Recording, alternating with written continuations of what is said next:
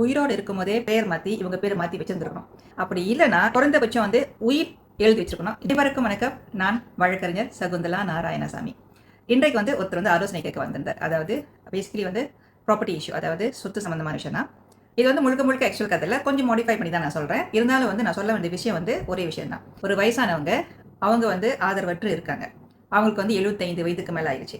இவங்க வந்து ஆக்சுவலி வந்து முதல் மனைவி 50-60 வருஷத்துக்கு முன்னுக்கு கல்யாணம் பண்ணும் பொழுது அவங்களுக்கு வந்து பல வருடங்களாக குழந்தை இல்லாமல் கணவருக்கும் மனைவிக்கும் ஒரு கருத்து வேறுபாடு வந்து விவாகரத்து பண்ணி பிரிஞ்சிட்டாங்க. அதுக்கப்புறம் வந்து கணவர் வந்து இன்னொரு கல்யாணம் பண்ணிக்கிறாரு.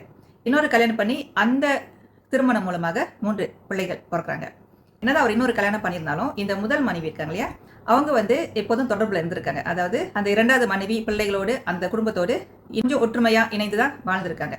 என்னதான் வந்து விவாகரத்து செஞ்சிருந்தாலும் இந்த முதல் மனைவி என்ன செஞ்சிருக்காங்கன்னா, அவங்க ஒரு வீடு வாங்கியிருக்காங்க.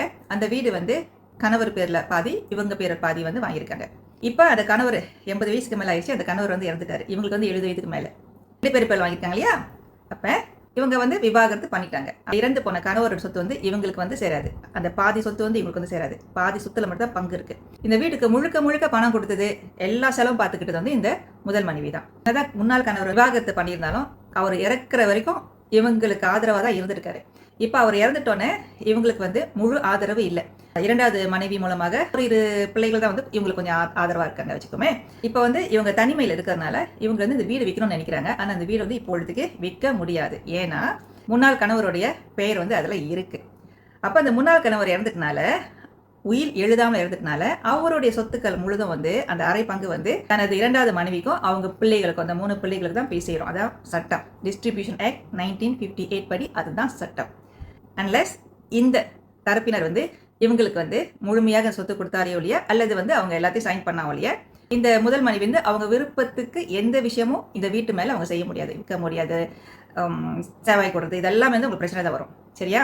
ஸோ இப்போ நான் என்ன சொல்ல வரேன்னா, இந்த மாதிரி ஒரு சிச்சுவேஷன் இருக்கும் பொழுது இவங்க வந்து ஏற்கனவே வந்து விவாகரத்து பண்ணிட்டாங்க. இந்த கணவரோட பேர் வந்து இங்கே இருக்குது. லோன் எடுத்திருக்காங்க. வாங்குறப்ப லோன் வந்து கட்டி முடித்த கையோட இவங்க என்ன செஞ்சுருக்கணும், முன்னாள் கணவர் வந்து பேர் மாற்றி இவங்க பேரை மாற்றி வச்சுருந்துருக்கணும். அப்படி பேரை மாற்றி வச்சுருந்தாங்கன்னா இந்த பிரச்சனை இல்லை, உயிரோடு இருக்கும் பொழுதே.